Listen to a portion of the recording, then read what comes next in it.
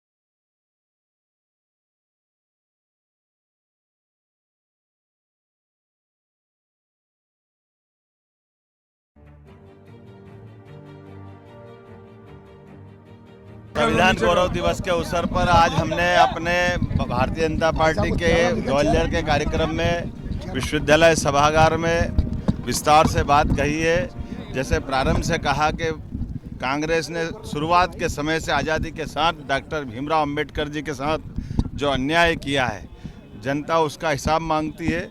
अंबेडकर जी को चुनाव नहीं लड़ने दिया, अंबेडकर जी को चुनाव हराने का काम कांग्रेस ने किया। 45 साल तक उनका चित्र नहीं लगने दिया, कोई रत्न पुरस्कार नहीं दिया। लगातार अंबेडकर जी का जो अपमान करने का काम कांग्रेस ने किया, कांग्रेस उसकी क्षमा मांगे। 4 पीढ़ी तक कांग्रेस ने अंबेडकर जी के लिए लगातार दुराभाव रखा है। मुझे इस बात का संविधान को लेकर भी अंबेडकर जी ने जो कहा कि पाकिस्तान का बंटवारा नहीं होना चाहिए, धारा 370 नहीं लगना चाहिए, उनकी भावनाओं के विरुद्ध जाकर के देश के साथ जो बहुत बड़ा गलत काम कांग्रेस ने किया है, जनता उसका हिसाब मांगती है। मैं आज के इस अवसर पर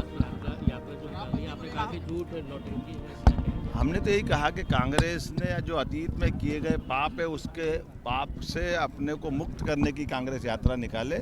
मैं अपनी ओर से श्रद्धेय भीमराव अंबेडकर जी ने जो देश के लिए अपना योगदान दिया, उसको स्मरण भी करता हूँ। मेरी अपनी पार्टी गौरवशाली पार्टी, जो हमने उनके प्रमुख स्थान जहाँ उनने शिक्षा ग्रहण की, जहाँ उनका जन्म हुआ, जहाँ उनने दीक्षा ली, जहाँ वो परिनिर्वाण हुआ, वैसे सभी स्थानों को तीर्थ बनाने का काम भारतीय जनता पार्टी ने किया। हमें इस बात का गर्व है।